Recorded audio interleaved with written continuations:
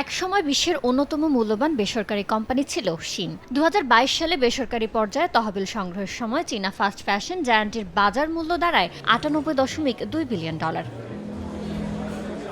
তবে ৪ বছরের ব্যবধানে সেটি নেমে এসেছে প্রায় $২৭ বিলিয়ন, অর্থাৎ ২০২২ সালের তুলনায় কমেছে প্রায় ৭০%। এরই মধ্যে হংকংয়ের আইপিও শুরু করেছে শিন। কোম্পানিটি বিক্রি করছে ২৮ কোটি শেয়ার। প্রতিটি শেয়ারের মূল্য নির্ধারণ করা হয়েছে ৪৭.৬০ থেকে ৪৯.৫০ হংকং ডলার।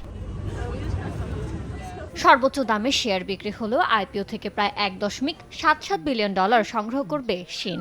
কোম্পানিটির বাজার মূল্য দাঁড়াবে প্রায় $২৭ বিলিয়ন। যদিও আইপিওর আগে বিনিয়োগকারীদের সঙ্গে বৈঠকের সময় $৩০ থেকে $৪০ বিলিয়ন মূল্যায়ন পাওয়ার লক্ষ্য ছিল শিনের। আগামী ৩১ আগস্ট আইপিওর চূড়ান্ত শেয়ার মূল্য ঘোষণা করবে শিন। আর ১ সেপ্টেম্বর হংকংয়ের শেয়ার বাজারে শুরু হবে কোম্পানিটির লেনদেন। প্রায় ১৬০টি দেশে ব্যবসা করছে শিন।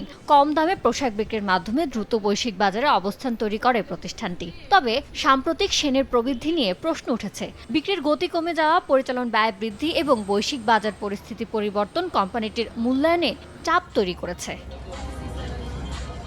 ইয়ানুর শিফাত, সময় সংবাদ।